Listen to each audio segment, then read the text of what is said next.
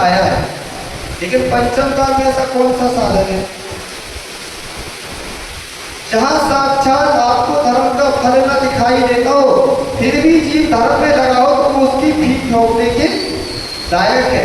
हम लोग को आचार्य भगवान कहा करते हैं कि बेटा, इस छोटी उम्र में जिसने संयम को धारण किया, कोई तुम्हारी प्रशंसा ना करे, कोई तुम्हारी पीठ ठोकने ना आए, वो अपने हाथ से अपनी प्रशंसा कर लेना, अपने भावों से अपनी प्रशंसा कर लेना कि इस छोटे काल में तुम्हारा कौन सा ऐसा पुण्य जागृत हो गया कि तुम्हारे मन में संयम धारण करने के भाव हो गए। जहाँ जीव भोगों में लिप्त है, वहाँ कोई जीव योग को धारण करने जा रहा हो, तो ये पंचम काल का सबसे बड़ा आश्चर्य है। अपने पूर्वाचार्यों ने ग्रंथों में कहा, पंचम काल में आप किसको चमत्कार मानते हो? किसको चमत्कार मानते हो? आपको कोई पैसा वाला दिख जाए, कुछ काम करते दिख जाए, कुछ नया काम करते, कोई ने ऐसा काम करने जो पूर्व में नहीं हुआ, तो आपको लगता है कि चमत्कार हो गया। लेकिन पूर्वाचार्यों ने चमत्कार किसको कहा? उन्होंने गाथा के माध्यम से कहा कि पंचम काल का चमत्कार क्या है? तो कहते हैं, कलो काले चले चित्ते देह चानादि कीट के एतद चित चमत्कारा जिन रूप धरा नरा। देखो कितनी सुंदर गाथा लिखी। क्या कह रहे इस गाथा के माध्यम से?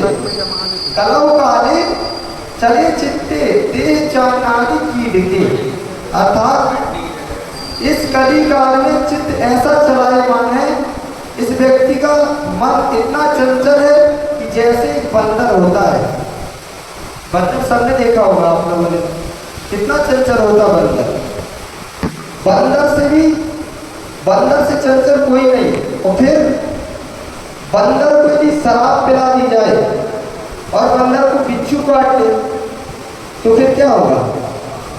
एक तो ऊपर से चंचल, कहते हैं ना कि एक तो नीम कड़वी, ऊपर से करेला की झाड़ चढ़ जाए तो और कड़वा हो जाए।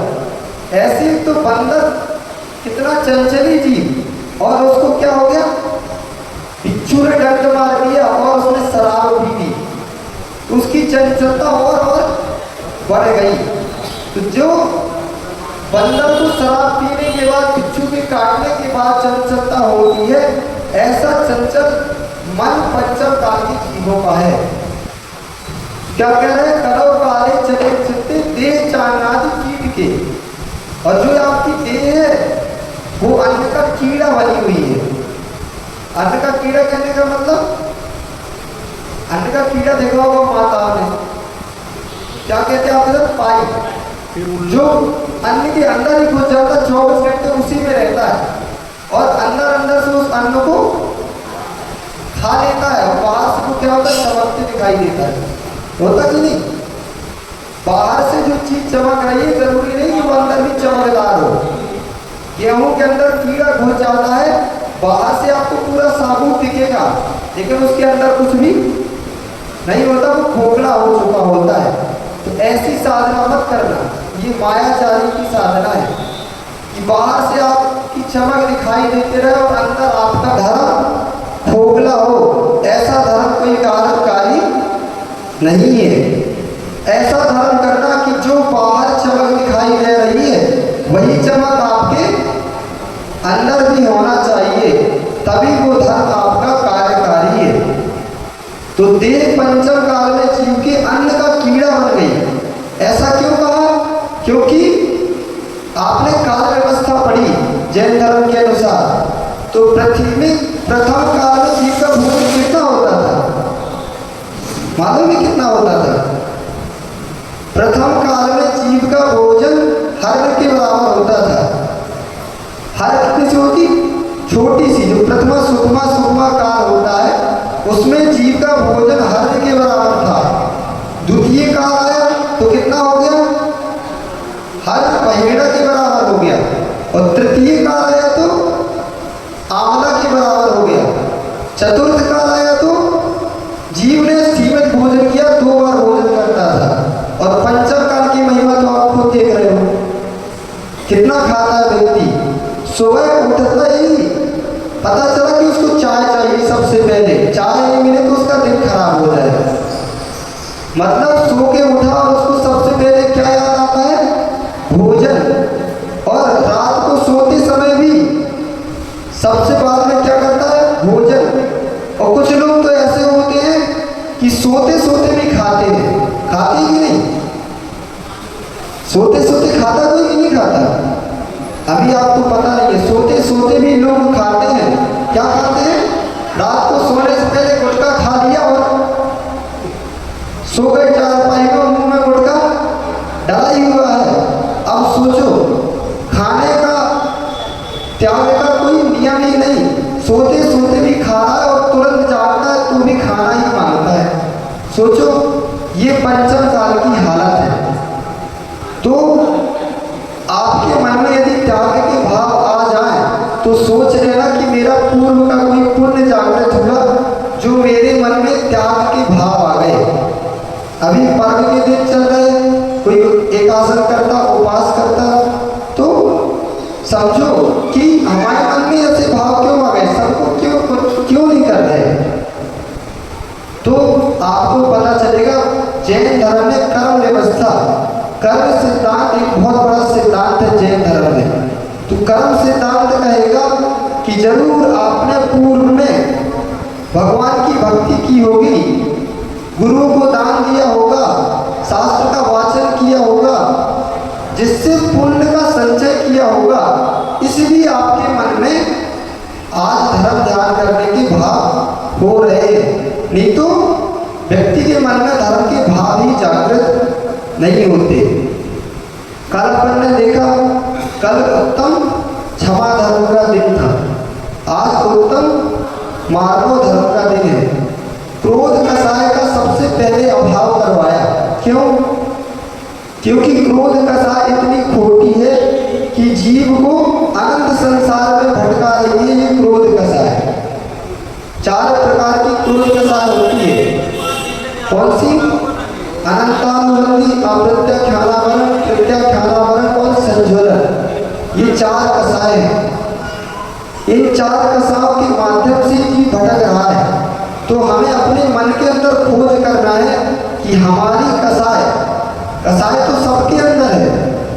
कसाई जीव ही भगवान की भक्ति करता है। सही है कि गलत?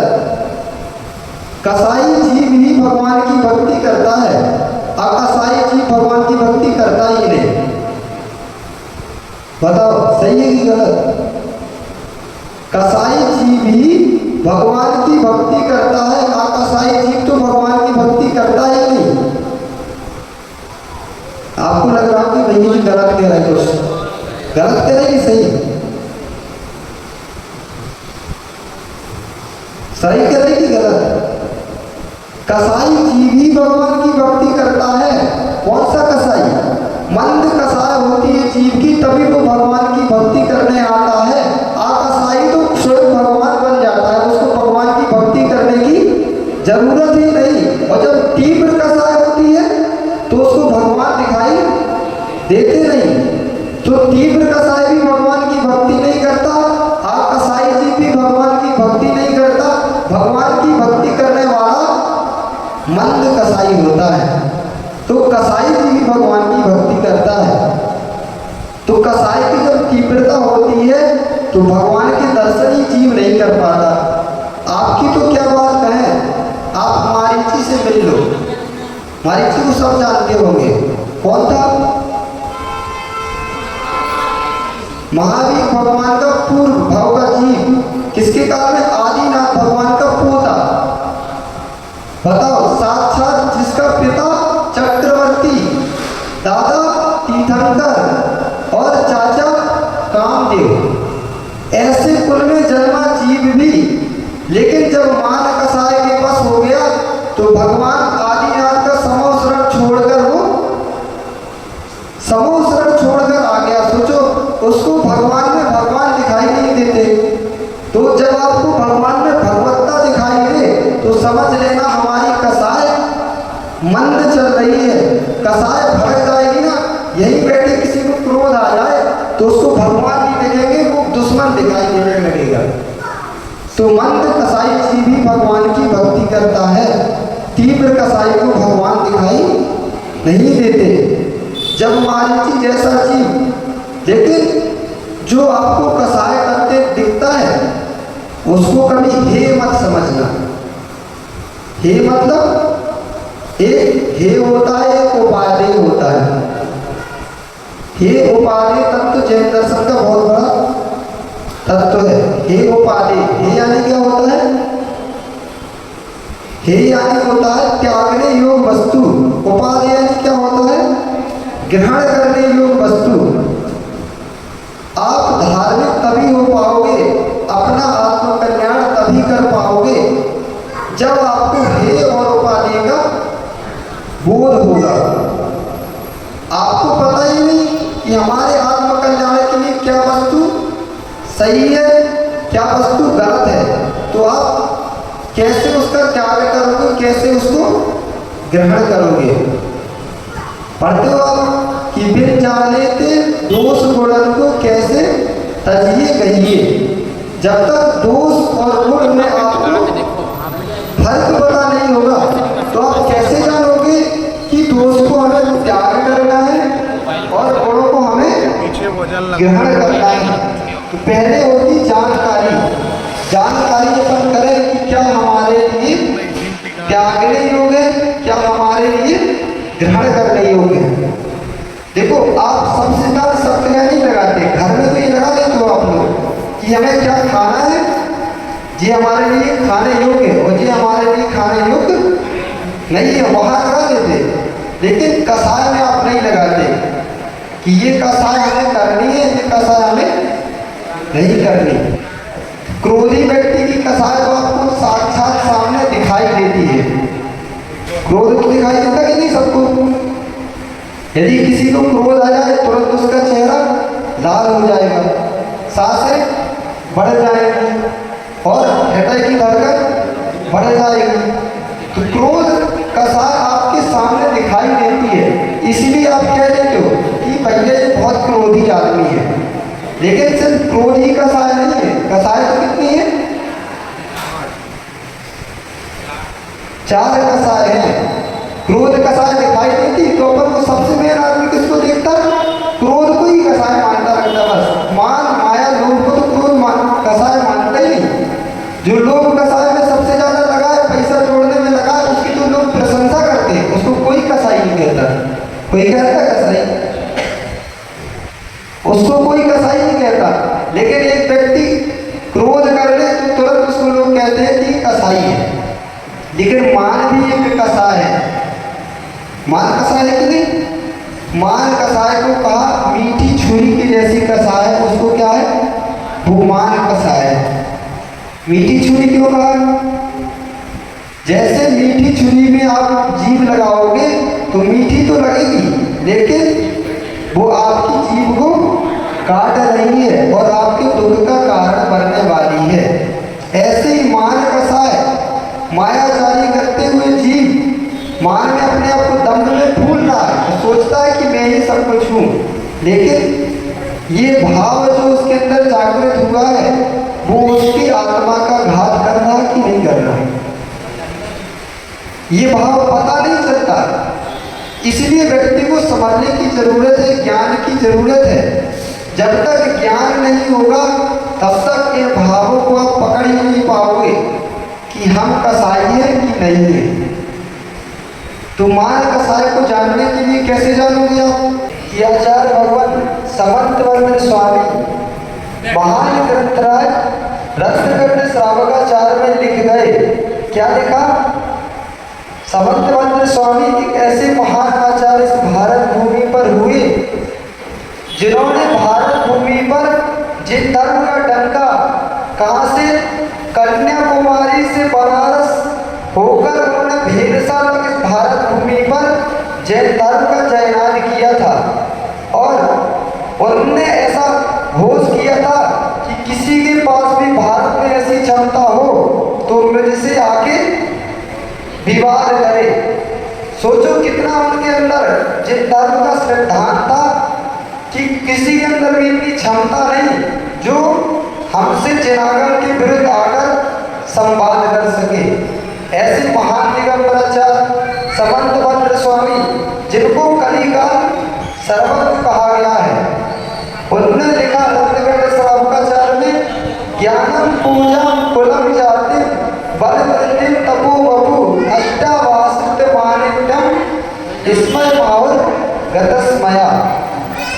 ये कार्तिक कर रहा है 8 प्रकार के जो जीव मद कर रहा है, उसको उन्होंने एक गाथा के माध्यम से कहा। सबसे पहला मद क्या कर रहा जी? ज्ञान। ज्ञान का मद है। कैसे करके ज्ञान का मद करता है? थोड़ा सा चेउसम ज्ञान हो गया तो वो पर को कुछ गिरता ही नहीं, सोचता है कि सारे संसार में सबसे बड़ा ज्ञानी मैं ही हूँ, लेकिन ज्ञान का मन किसी का चलता नहीं। तीर्थंकर भगवान जैसा भक्ता वो भी इस संसार में अब नहीं बचा। आप मद किसका करते हो? जिस चीज का मद है, ज्ञान का क्या मद? पंचम काल में से क्षयोत्सविक आपका ज्ञान है, वो भी ऐसा ज्ञान है कि आज आप यहाँ ज्ञान का व्याख्यान कर रहे हो, जाते समय आपको कोई ठोकर लग गई और मस्तिष्क में थोड़ी सी चोट आ गई, पता चला जितना आपका स्मरण शक्ति थी वो सारी चली गई। 1 मिनट में आपका सारा ज्ञान का खत्म हो गया। इस ज्ञान का व्यक्ति अभिमान कर रहा है, लेकिन कहते हैं जो ज्ञानी अभिमान कर रहा है वो ज्ञानी कहाँ? कहते ना अधगत अध जल घगरी छलकट जाए।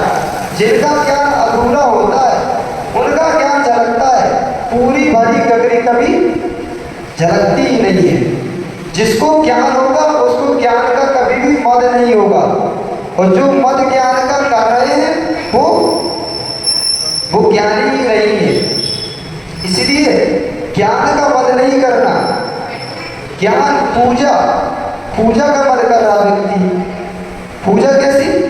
कि मैं ही संसार में सबसे श्रेष्ठ हूँ, दुनिया मेरी पूजा कर रही है, तो मद में फूला बैठा है, लेकिन पूजा का मद भी तुम्हारे साथ जाने वाला नहीं है।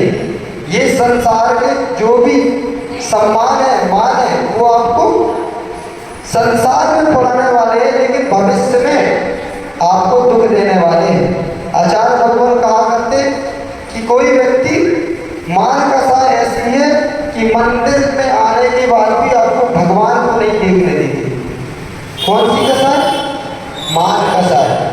यदि कोई व्यक्ति मंदिर में आया, सम्मानीय है, पूजनीय है, तो आपने क्या किया? सबसे पहले उसको बुला लिया, सम्मान करने लगे, माला पहनाने लगे। माला पहनाना, टीका लगाना, तो उसको क्या किया आपने? मान में फैला दिया। अब वो सोचा मैं ही सबसे बड़ा हूँ, तो आपने क्या किया? उसको मान कसाय में लगा के भगवान से दूर कर दिया। लेकिन मृदता के अभाव में कोई भी जीव भगवान नहीं बन सकता। मृदता के अभाव में तो मिट्टी भी घट नहीं बनती। जब तक मिट्टी में मृदुता नहीं होगी तो घट बन सकती क्या?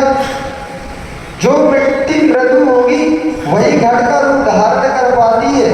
ऐसी जो जीव मृदु होगा तभी वह भगवत्ता को प्रकट कर पाएगा। मृदुता के बिना कोई भी जीव संसार से पार नहीं हो सकता।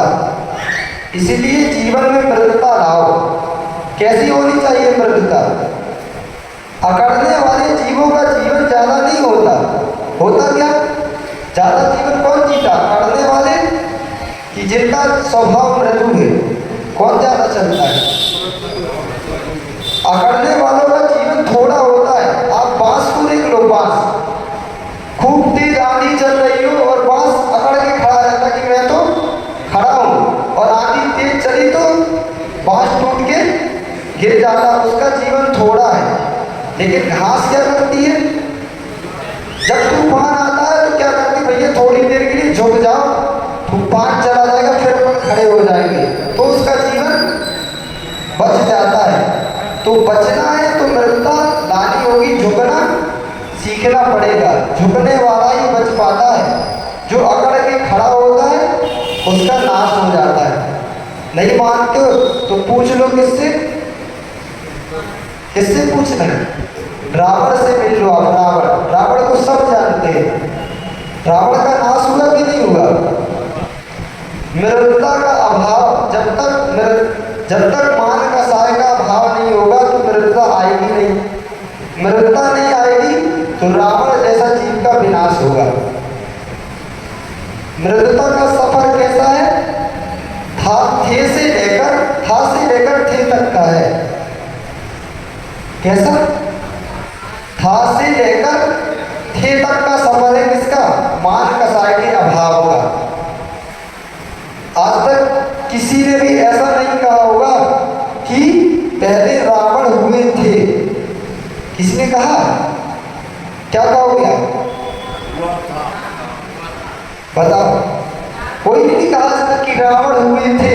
और राम को आज तक किसी ने ऐसा नहीं कहा कि राम हुआ था। कहा? हमेशा व्यक्ति के मुख से आप सुनोगे तो क्या? राम हुए थे, रावण हुआ था। क्यों कहा ऐसा? क्योंकि पूज्य के प्रति, ये ब्राह्मण का नियम है, पूज्य के प्रति बहुवचन का प्रयोग होता है और अपूज्य के प्रति एक वचन का प्रयोग होता है। तो कैसी यात्रा है? था से। अब आपको निर्णय करना है कि आपको अपने बच्चे को था बनाना है कि आपको अपने बच्चे को थे बनाना है। क्या बनाना है? थे बनाना है। थे बनाना है यदि तो राम के संस्कार देना बच्चों को प्रारंभ कर दो। था बनाना है तो रावण के संस्कार दो। ये डिपेंड करता है किस पे? माँ बाप के ऊपर। बच्चों को संस्कार रावण के दोगे तो था लगेगा, व्यक्ति कहेगा वो ऐसा व्यक्ति हुआ था। और सम्मानीय होगा तो कहते कि भैया वो इतने अच्छे व्यक्ति हुए थे। तो थे लगाना है तो हमें अपना जीवन भी राम जैसा जीना पड़ेगा। जैसे आचार्य भगवान कहते हैं कि लोग कहते हैं कि मुझे सीता जैसी नारी चाहिए। तो सीता जैसी नारी मिलती किसको है? यदि सीता जैसी नारी आपको चाहिए तो पहले राम जैसा जीवन तो बनाकर दिखाओ। तो सीता चाहता तो सब कोई सीता, लेकिन राम जैसा जीवन नहीं जीना चाहता। पता रावण है और चाहता कौन है? तो सीता। लेकिन रावण को सीता कभी भी नहीं मिलती। देखो आचार्य भगवान कहते हैं दो प्रकार के लोग हैं, दो प्रकार का जीवन है।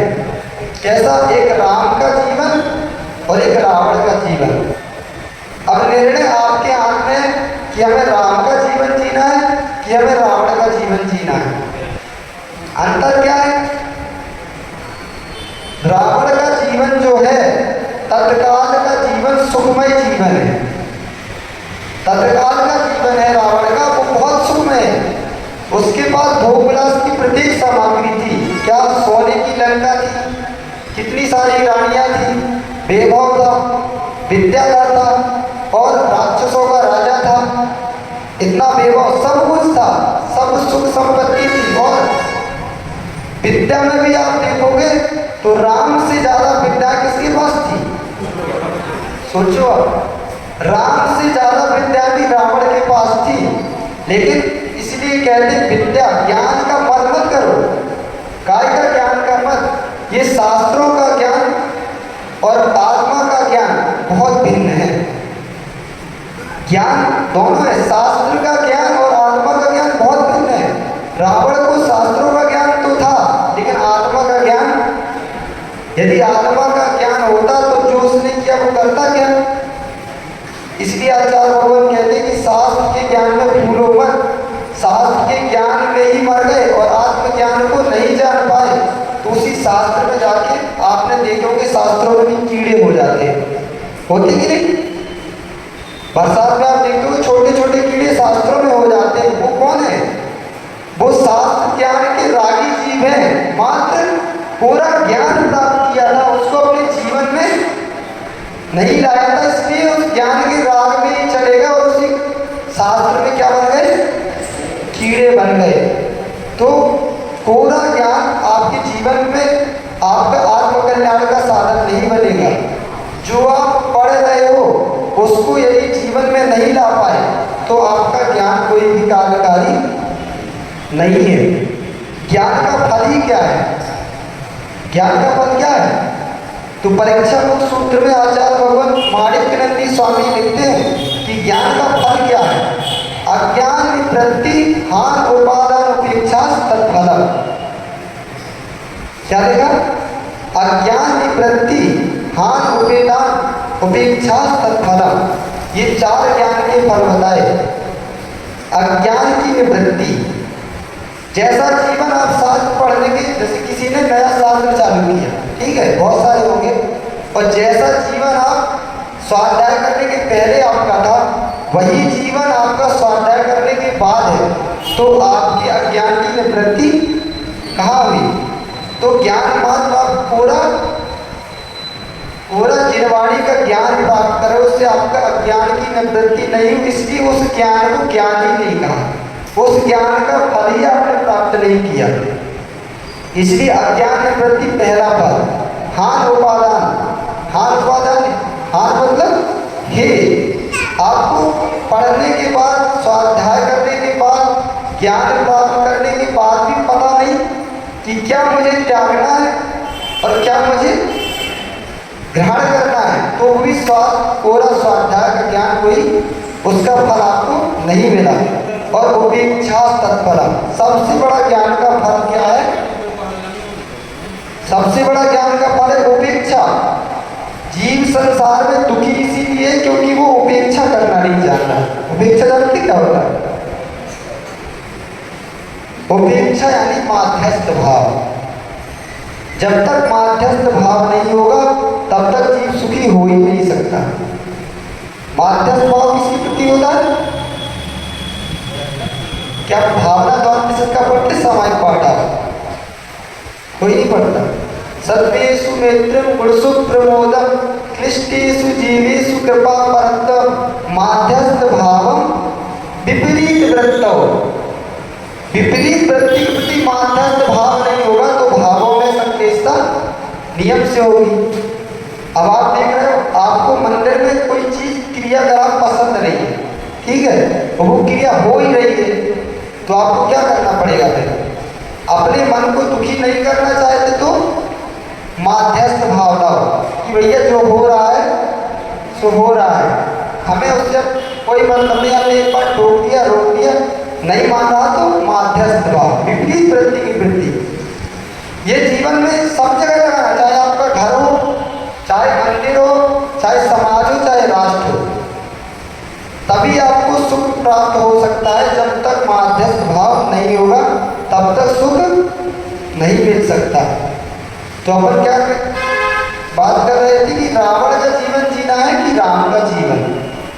रावण का जीवन तत्काल में सुखी जीवन, और राम का तत्काल का जीवन, जिन्हें पद्म पुराण पढ़ा होगा उनको पता होगा कि जीवन राम के जीवन में तो बचपन से लेकर जब तक इच्छा नहीं दुख ही दुख आया। बाहर का दुख, अंदर तो नहीं था क्योंकि वो सम्यक दृष्टि जीव थे, दुख कैसे हो सकता है? लेकिन बाहर जो व्यक्ति को आंखों से दिखता वो दुखी था। क्यों? छोटे थे, पढ़ने के लिए कहाँ चले गए? गुरुकुल चले गए, वहाँ से आए तो वहाँ से उनके गुरु उनको ले गए काय के लिए? जंगलों में युद्ध लड़ने के लिए ले गए। फिर वहाँ से आए, थोड़े दिन सुख के आए, सीता से शादी हुई तो रावण सीता का हरण करके ले गया। तो जंगलों सीता को ढूंढते रहे, जैसे तैसे सीता को हरण करके, मतलब रावण से युद्ध करके वापस लेके आए तो वो धोबी आ गया, उसके ऊपर बवाल लगा दिया। तो रावण ने को तो सीता को राम ने वनवास भेज दिया। फिर कुछ दिन बाद लव कुसुम का युद्ध हुआ, फिर सीता जी की अग्नि परीक्षा हुई। तो तत्काल का जीवन देखोगे तो सारा जीवन राम का दुखमय था। लेकिन आज आप याद किसको करते हो? राम को कि रावण को? तो राम को याद करते हो तो आप चाहते हो कि हमें भी भविष्य में कोई याद करे, तो तत्काल में तो दुख कष्ट में मुनिराज है जो अपने तत्काल में पर लगती कि कष्ट भोग रहे कि नहीं, लेकिन भविष्य में याद किसको करेंगे लोग? आप मर जाओगे तो आपके भाटा पारा के लोगों को कुछ लोगों को पता चलेगा कि भाई ये चला गया, लेकिन पूरा भाटा वाला को नहीं पता चलेगा। लेकिन जो महापुरुष होते वो जाते हैं तो सारी दुनिया को पता चलता है कि वो चला गया। चाहे वो महापुरुष का जन्म हो, चाहे महापुरुष की मृत्यु हो। जब तीर्थंकर भगवान जन्म लेते हैं तो 3 लोग में खुशियां छा जाती हैं। और साधारण मनुष्य का जीवन ऐसा होता, कब जन्मा और कब मर गया पता ही नहीं चला, उसके पड़ोसी को ही नहीं पता चला। होता कि नहीं है सर? अब आपका भाटा वाला तो छोटा है तो आपको पड़ोसियों की खबर रहती है। चले जाओ दिल्ली मुंबई जैसे क्षेत्र में, आपके बगल के फ्लैट में कौन रह रहा है पता चला 10 साल से रह रहे हो आप अगल बगल, लेकिन पता नहीं कि हमारे बगल में कौन रह रहा है। ऐसा हो रहा कि नहीं? तो लेकिन जीवन में आलसमय जीवन होगा आपका, तो व्यक्ति को आपको बताना नहीं पड़ेगा, उसको पता होगा कि वो जी ऐसा है। तो राम का जीवन जियोगे तो तत्क्षण में दुख होगा, लेकिन भविष्य आपका सुखमय होगा। और रावण का जीवन जियोगे तो तत्काल में तो सुख मिलेगा, लेकिन भविष्य आपका दुखमय हो जाएगा। तो रावण क्यों मर गया? रावण इतना ज्ञानी होने के बाद भी उसका क्षय क्यों हो गया? एकमात्र क्या था? अहंकार। काय का अहंकार? जब रावण अपने कक्ष में जाता था और स्वयं विवेक से निर्णय करता था, तब वो खुद सोचता था कि मैंने सीता का हरण करके बहुत गलत काम किया, एक भूमि गोचरी की स्त्री को चुरा लाया मैं, ये बहुत गलत काम किया। लेकिन सोचता था कि वापस कर दूं। तब जब कमरे से बाहर आता था और सोचता था कि अरे मैं विद्याधरों का राजा, मैं राक्षसों का राजा, इतना वैभव सम्मान सब कुछ मेरे पास, लेकिन यदि मैंने सीता को बिना युद्ध किए वापस कर दिया तो लोग क्या कहेंगे कि रावण राम से डर गया। इतनी सी मान कसाय के कारण उसने सीता को वापस नहीं किया। और उसका क्या हुआ? पूरी दुनिया जानती है कि आज तक रावण को लोग जला रहे हैं, जला रहे हैं। ठीक है, रावण को जलाने आप लोग जानते कि नहीं? दशहरा नहीं जाते? क्यों? जाना चाहिए कि नहीं जाना चाहिए? रावण को जलाने जाओगे तो विश्वास मानो आपको पचेंद्री जीव की हिंसा का ही दोष लगेगा। क्यों? संकल्प ग्रहण कर लिया कि वो जो जला रहे हो वो रावण को ही जला रहे हो, संकल्प ग्रहण किया। आटे की मुर्गा नाम की एक कहानी है अपने धर्म में। आटे की मुर्गा, एक माँ को एक किसी ज्योतिष वेंदर ने कह दिया कि तुम ऐसा करो तुम्हारा काम बन जाएगा, तुम मुर्गे की बलि दे दो। लेकिन उसका बेटा जो था वो धर्मात्मा था, उसने अपने बेटे से कहा कि बेटा अपना काम हो जाएगा, एक ज्योतिष ने ऐसा कहा कि तुम मुर्गे की बलि दे दो। उसने अपनी माँ से कहा कि माँ मैं तो अहिंसा धर्म को पालन करता हूँ और मुर्गी की बलि नहीं दे सकता। तो उसकी माँ ने क्या कहा कि ऐसा करता हूँ, एक मुर्गी आटे का मुर्गा बनवा के रख दूंगा आपके सामने, को उसको काट देना। तो उसको उस समय इतना ज्ञान नहीं था, उसने क्या किया, आटे के मुर्गा को संकल्प तो ग्रहण कर दिया कि नहीं कि ये आटे का मुर्गा ही है, मतलब उसको मुर्गा मान के उसको काट दिया। तो उसको कितने भाव तक दुख भोगना पड़ा। यशोदा नाम की मनराज की कथा वो आती है। तो संकल्प इसलिए पहले आप लोगों ने देखा छोटे छोटे में गुड़िया के बाद आते थे पक्षियों के आकार की, कोई तोता बना देता था, कोई मोया बना देता था। वो भी अपने बच्चों को नहीं खिलाना, क्योंकि जब वो खाने का भाव आता ना तो आदमी सोचता है मुर्गी की, क्योंकि वो उस आकार का रहता है। ऐसी वस्तु को भी अपन को ग्रहण नहीं करना। और जिनागम तो इतना सूक्ष्म है कि वो क्या कहता है कि कोई आपके वस्त्र में चित्र भी बनाना कोई पक्षी का, तो वो भी पहनना नहीं। क्यों? जब आप धोगे ना तो उसको पीटोगे कि नहीं मुगरिया से, तो पीटोगे तो उसमें आपको हिंसा का दोष लगेगा। इसलिए सफेद वस्त्र ग्रहण करना चाहिए। और चटाई में जो सो रहे हो वो भी उसमें कोई चित्र नहीं होना चाहिए, प्लेन चटाई होनी चाहिए। आपको तो इतना सूक्ष्म अपना कौन है जैन दर्शन इतना सूक्ष्म जान रहा, लेकिन आप तो पहले स्थूल ही छोड़ दो, उसके बाद तो सूक्ष्म को सोचना पड़ेगा। तो पूरा जो शास्त्र का ज्ञान है वो सिद्धि का साधन नहीं है। कोरा शास्त्र का ज्ञान तुम्हें तत्क्षण में तो क्या यश लाभ पूजा प्राप्त करा सकता है, लेकिन भविष्य आपकी उसमें निर्बलता नहीं आ सकती है। कोरा ज्ञान ही प्राप्त नहीं करो। देखो कि हमने जो पढ़ा है हम अपने जीवन में लाने का पुरुषार्थ करना ही चाहिए। तो जीवन में भगवान बनना है तो हमें राम जैसा जीवन जीना पड़ेगा। राम का जीवन ही दुख भोग लेना, थोड़ा दुख के लिए भोग लेना। जैसे आप स्टूडेंट को ही देख लो, आप विद्यार्थी जीवन कितना कष्टमय होता है, लेकिन विद्यार्थी को पता होता है कि हमारा आज का कष्ट हमें भविष्य में कष्ट होता कि नहीं पढ़ने में। तत्क्षण में सबको पढ़ने बच्चों को कष्ट होता है, लेकिन फिर भी पढ़ता है कि नहीं। उसको जब पढ़ाई का समय आता ना तो लगता भगवान रख दे के लाओ, आराम से सोए खाए और घूमे फिरे। लेकिन जो सिंसियर विद्यार्थी होगा वो ऐसा नहीं करेगा। क्यों? तत्क्षण में तो सुख मिल जाएगा, लेकिन सारा जीवन दुख भोगना पड़ेगा। और 4 साल 5 साल आपने दुख भोग लिया, कष्ट भोग लिया, कायका मेहनत कर ली, पढ़ाई कर ली, तो सारा जीवन सुखमय हो जाएगा। बस यही सिद्धांत आपको अपने धर्म में भी लगाना है। धर्म करने में तत्क्षण तो दुख होता है। अब देखो कितने सारे लोगों के उपास करने किए होंगे, वो दीदी बैठी उनका दूसरा उपास होगा आज, तो दुख होगा कि नहीं आपको? मतलब भूख तो लग रही होगी, शरीर को कष्ट हो रहा होगा। तो शरीर को तत्क्षण में कष्ट हो रहा है, लेकिन आपको पता है इससे हमें पुण्य का संचय होगा और भविष्य हमारा सुखमय होगा। तो मृदु जीवन ही हमें जीवन में आगे बढ़ने के लिए प्रेरणा देता है। अकड़ने वाले जीव कभी भी आगे नहीं बढ़ सकते। एक सूत्र जीवन में आप याद करके जाना, आचार्य भगवान कहा करते हैं कि प्रक्षीण पुण्यम विनस्ते विचारणम। क्या बोला? एक बार बोलो, प्रक्षीण पुण्यम विनस्ते विचारणम। बोलो, प्रक्षीण पुण्यम विनस्ते विचारणम। प्रक्षीण पुण्यम विनस्ते विचारणम क्या मतलब हुआ?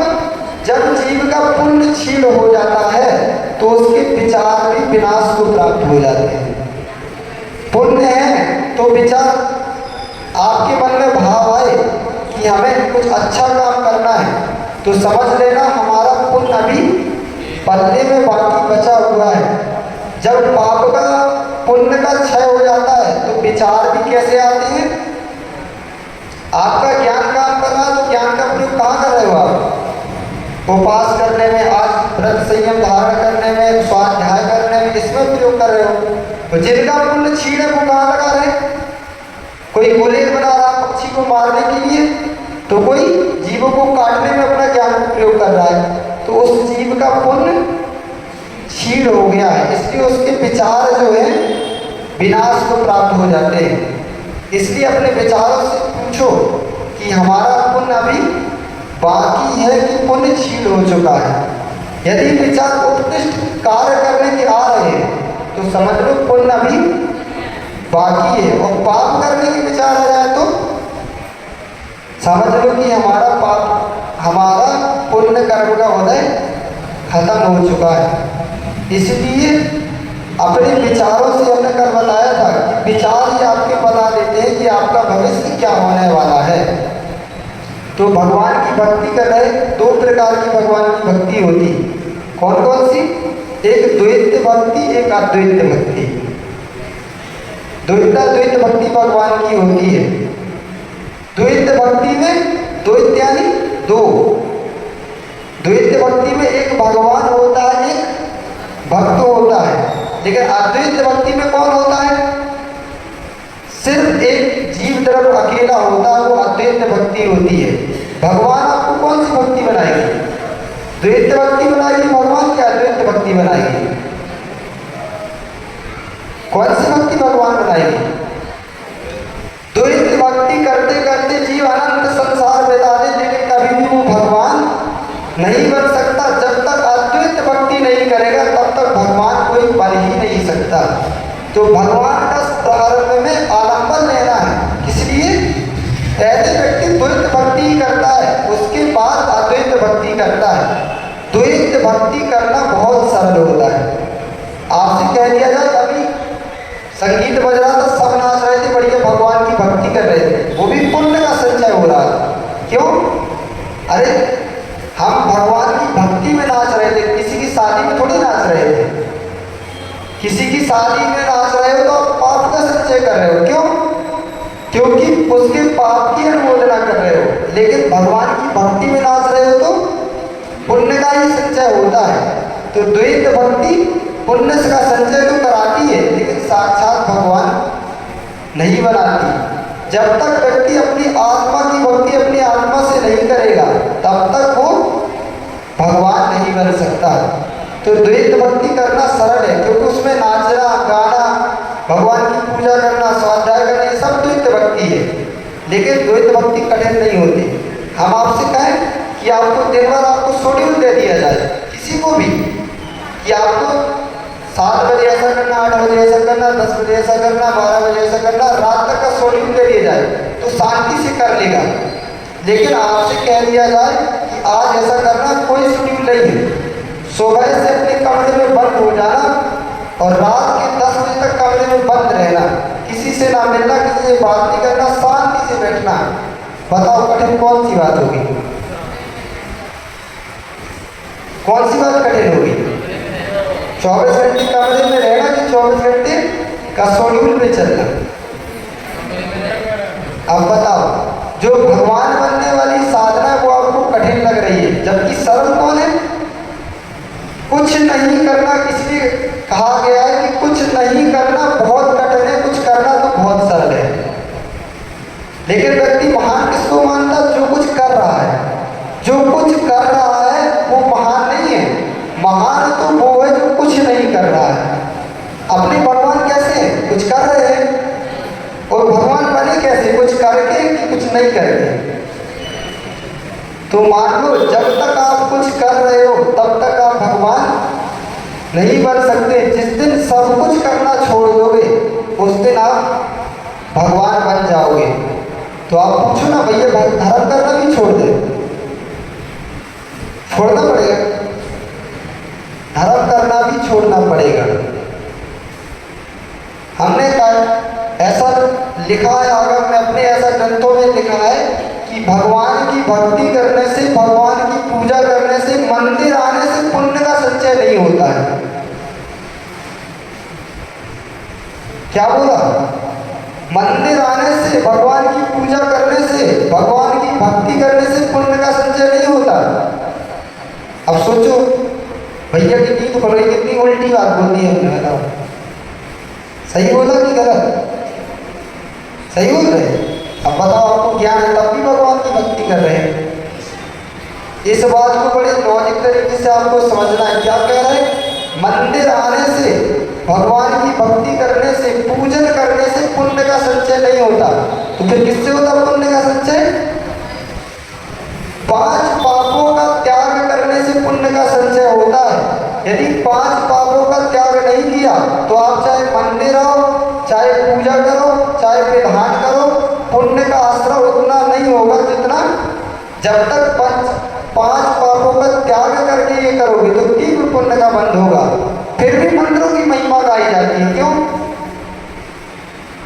महिमा तो मंदिरों की गाई जाती है। मंदिर जाओ, धर्म ध्यान करना तो पूजा करो, अभिषेक करो, विधान करो। क्यों गाया जा रहा है?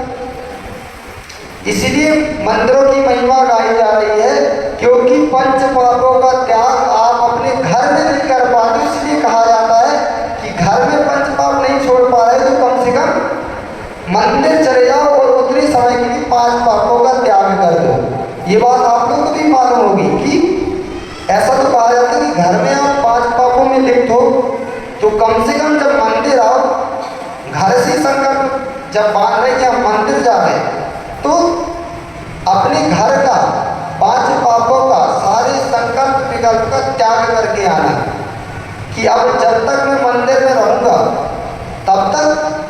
पापों का त्याग करता हूँ। अब कोई पाप कर रहा था यार, लेकिन त्याग किया क्या?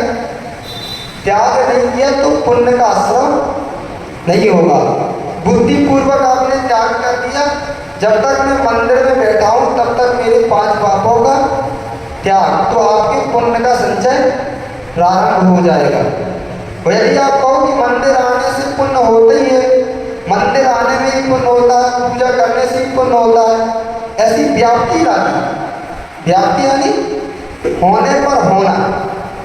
आप कहो कि मंदिर आने से पुण्य का होता है, तो आप मंदिर मात्र आधा घंटे के लिए आते हो, तो आपसे ज़्यादा पुण्यशाली जो मंदिर में चूहा, छिपकली और कीड़े मकोड़े रह रहे, वो आपसे पुण्यशाली हो जाएंगे। हो जाएंगे कि नहीं? क्योंकि आप तो आधे घंटे के लिए आए और वो यही रह रहे। मंदिर में आने से पुण्य होता ना, तो इससे बात सिद्ध होती कि मंदिर में आने से पुण्य का बंध नहीं होता, और मंदिर में ही पुण्य का बंध होता है, तो आप ज़्यादा पुण्यशाली हो जाओगे। और जो मुनिराज जंगलों में रह रहे हैं वो आपसे कम पुण्यशाली हो जाएंगे, उनको तो मंदिर ही नहीं मिलता। पूर्व के मुनिराज चले जाते थे जंगल साधना करने, उनको मंदिर मिलता था क्या? तो वो अद्वैत भक्ति करते थे। अद्वैत भक्ति से जीव सिद्धि को प्राप्त करता है, अद्वैत भक्ति से पुण्य का संचय करता है। तो लेकिन जब तक हम भगवान नहीं बने तब तक भगवान की भक्ता की पूजा तो करनी ही पड़ेगी। क्योंकि यदि आपके पास एक दीपक है और वो बुझा हुआ है तो क्या करना पड़ेगा? वो रखिए 2 दीपक, एक बुझा हुआ और एक जला हुआ है। यदि बुझे दीपक को आपको जलाना है तो क्या करोगे? क्या करना पड़ेगा? बुझे दीपक को जले दीपक के पास लेकर जाना पड़ेगा, तभी वो जलेगा। तो हम अभी क्या है? बुझे दीपक है और वो जले दीपक है। तो बुझे दीपक को यदि प्रकाशित करना है तो जले दीपक का सहारा लेना ही पड़ेगा। तो हम जो भगवान की भक्ति कर रहे हैं इसीलिए कर रहे हैं कि ये भगवान, जैसे आपने कर्मों का क्षय करके केवल ज्योति को प्रकट किया है, ऐसे ही मैं भी अपने कर्मों का क्षय करके केवल ज्योति को प्रकट कर पाऊँ, तभी हमारे जीवन की सार्थकता है। और मान कसाय वाला जीव कैसा होता है कि अंत समय भड़कता है। दीपक बुझते देख रहा आपने? दीपक बुझते कैसे बुझता है? जब बुझने का समय आता, अभी ये दीपक आप देखना, जब बुझने का समय आएगा तो एकदम से लौ भड़केगी, भड़कती ही नहीं। तो जब जीवन की मान कसाय भड़क रही हो तो समझ लेना मेरे बुझने का समय आ गया है। चाहे रावण से मिलो, चाहे कंस से मिलो, चाहे जो भी पूर्व में जिनका नाश हुआ उनसे मिल लो आप, ऐसी कसाय उनकी बड़ी, ऐसी कसाय भड़की कि उनका नाश हो गया। इसलिए यदि साम भाव जीवन में नहीं है तो आचार्य भगवान कहते हैं आपकी सारी साधना व्यर्थ है। इस साधना को भी समझो, सिर्फ भगवान की भक्ति पूजन को ही पूरा धर्म मत मान लो। इस साधना को भी समझो, जब तक भावों की साधना नहीं करोगे तब तक भगवत्ता प्रकट नहीं हो सकती। बाहर का दिखावा कितना भी कर लो वो कार्यकारी नहीं हो सकता। जैसे इतने सारे लोग बैठे और बहुत सारे आपके भाटा पारे में ऐसे लोग होंगे जिनकी सब लोग प्रशंसा करते होंगे, है कोई ऐसा जिसकी सब प्रशंसा करते हो? नहीं है कोई।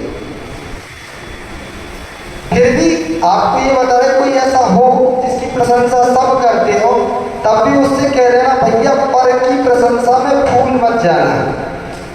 चाहे आपकी प्रशंसा सारा विश्व करे, चाहे आपकी प्रशंसा सारा राष्ट्र करे, चाहे आपकी प्रशंसा आपका पूरा नगर करे, चाहे आपकी प्रशंसा आपके पूरे घर के सदस्य करें, चाहे आपकी प्रशंसा आपका मित्र करे, लेकिन कभी भी पर की प्रशंसा से अपने आप को प्रशंसनीय मत मानना।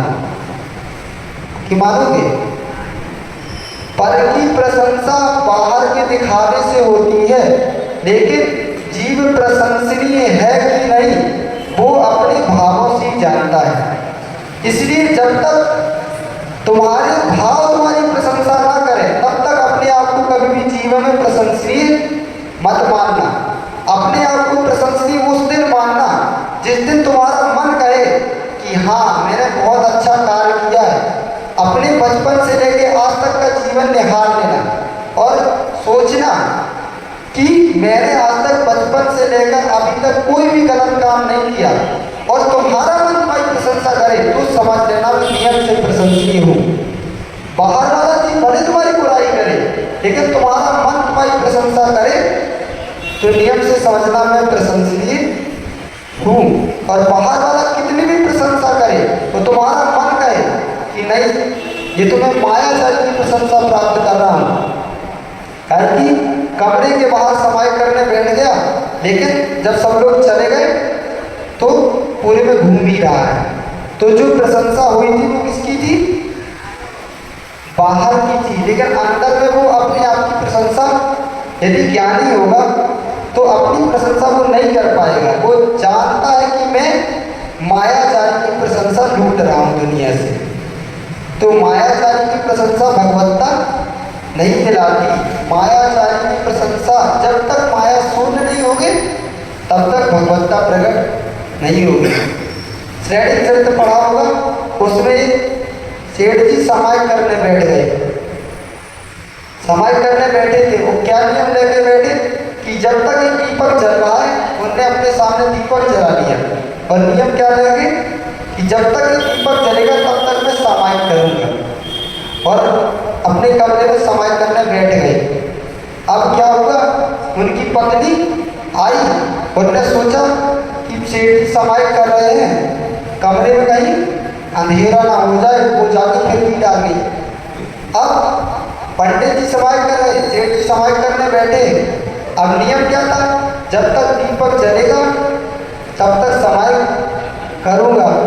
थोड़ी थोड़ी देर बाद पत्नी आती और कहती कि पंडित सेठ जी समाय भी कराए, बार बार आके तेल डाल के चली जाती। अब बाहर में तो देख रही दुनिया की पंडित जी क्या कर रहे हैं, समाय कर रहे हैं, लेकिन उनके भावों से पूछो वो समाय कर रहे हैं कि क्या कर रहे हैं।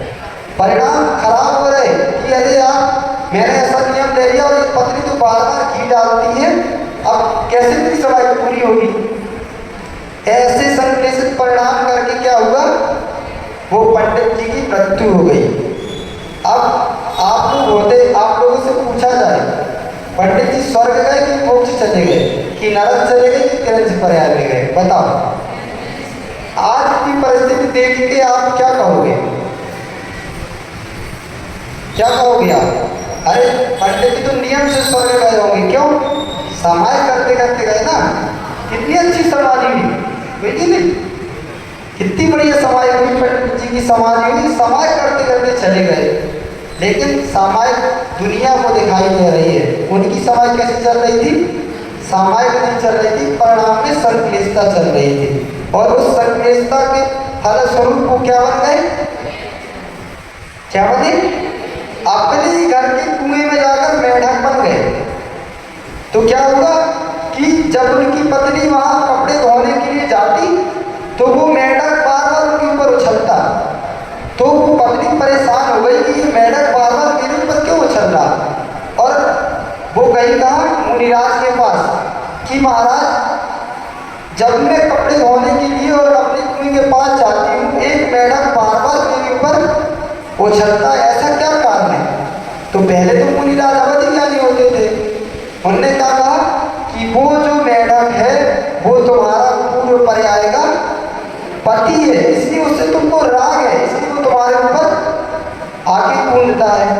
अब उसने कहा कि बताओ पूर्व जन्म का पति है, तो उसने अब ये आपको पता चल जाए कि हमारे पूर्व जन्म का पति है, तो थोड़ी तो उसकी केयर करोगे आप, उतनी तो नहीं करोगे जितनी उस जन्म में करते थे। लेकिन वो आई तो उसका थोड़ा ध्यान रखने लगी, और उसी बीच देखो संक्लेशित परिणाम से मारा था, तत्क्षण में क्रंच पर्याय में चला गया।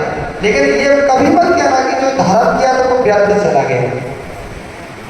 धर्म कभी व्यर्थ नहीं जाता, तत्क्षण में कसाय थी तो क्रंच बन गया।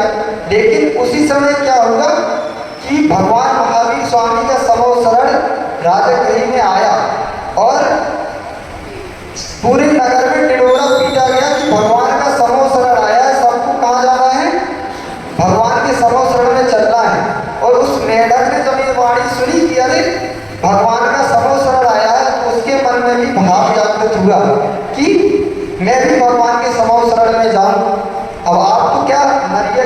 जाते, द्रव्य लेके चले जाते, आपके पास द्रव्य है, लेकिन वो मेढक के मन में भी भाव आया कि भगवान के समोह शरण में खाली हाथ। अब बताओ, उस मेढक को भी इतना बोध था, लेकिन आप लोग भी खाली हाथ कभी आ जाते होंगे मंदिर, लेकिन कभी भी मंदिर देव शास्त्रों के चरणों में कभी भी खाली हाथ नहीं जाना चाहिए। भले आप कुछ भी लेके जाओ, आपके पास 2 इलायची तो वो भी लेके चले जाना, कुछ भी द्रव्य चढ़ाने का उद्देश्य हमने सुबह बताया था कि जो आपकी लोभ कषाय उसकी मंद करने के लिए, लोभ कषाय की कम करने के लिए द्रव्य चढ़ा रहे, कुछ भी चढ़ाओ। धान्य चढ़ा दो। आपने वो खेलपत देवपत की कहानी सड़ी हुई, उन्होंने क्या चढ़ाया था? ज्वार बाजरा चढ़ाया था भगवान के समोसड़, भगवान के चरणों में, और वो क्या बन गया? मोती बन गया। तो वो मेढक ने क्या किया? एक फूल तोड़ा और फूल लेके भगवान के समोसड़ में चला गया, और रास्ते में जा रहा था कि वो राजा श्रेणिक के हाथी के पैर के नीचे दब के मर गया, और राजा श्रेणिक से पहले वो भगवान के समोसड़ में पहुंच गया, और उसके मुकुट में मेढक का चिन्ह बना हुआ था। तो जब राजा श्रेणिक समोसड़ में पहुंचे और उन्होंने भगवान से पूछा कि इस देव के मुकुट में मेढक का चिन्ह क्यों है, तो भगवान की वाणी खिली और उन्होंने बताया कि ये जी अभी मेढक की पर्याय में था, इतनी भक्ति भाव से समोसड़ में भगवान की वंदना करने के लिए आ रहा था और मर गया। मरने की तुरंत बाद वो देव बन गया। इसको आप काय में पढ़ते? महावीर अष्टक पढ़ते? महावीर अष्टक कौन सी लाइन पढ़ते इसको? यदर्चा भक्तिना प्रमुदित मनादर दुरिया छड़ादसी स्वर्गी गुणगण समृद्धा सुख निधि लवंते सद्भक्ता शिव सुख समाजम की मुतदा महावीर स्वामी नयन पथगामी भवतु में। देखो ऐसे पढ़ो, क्या लास्ट में कह दिया? महावीर स्वामी नयन पथगामी भवतु में, कि हे भगवान आप हमारे नैनों में बस के, नैन आपके क्या करते? आपको पथ दिखाते हैं। नैन का क्या काम है? रास्ते में चल रहे हो, पथ दिखाते हैं। तो भगवान से प्रार्थना करते कि हे प्रभु हमारे नैनों में बस के हमें मोक्ष का मार्ग आप दिखाओ। ऐसी भावना से जब आप भक्ति पढ़ो, कुछ भी पढ़ो, तो तीव्र पुण्य का संचय होता है। तो आज मानव धर्म का दिन है, हमें मृतता अपने जीवन में लाना है। जो कसाय है, जो कसाय भाव है, इतना चिंतन करो कि ये कसाय भाव हमारे जीवन का ह्रास करने वाले हैं, और हम अपने जीवन का विकास यदि चाहते तो क्रोध मान माया लोभ इन कसायों को त्याग करे बिना जीव सिद्धि को प्राप्त नहीं हो सकता। तो बस इतना अंत में यही कहेंगे कि माधव जीवन में, माधव यदि होता क्या है? मान के अभाव में आता क्या? माधव धर्म है क्या? विनय। माधव यानी विनय। विनय किए बिना, विनय कितने प्रकार की होती? अभी क्वेश्चन पूछते हैं। विनय बिना लाए बिना जीव का कल्याण नहीं हो सकता, इसलिए हम अपने जीवन में विनय लाए, तभी हमारी आत्मा का कल्याण होगा। इसी मंगल भावना के साथ भगवान महावीर स्वामी की परम पूज्य आचार्य विशुद्ध सागर जी महान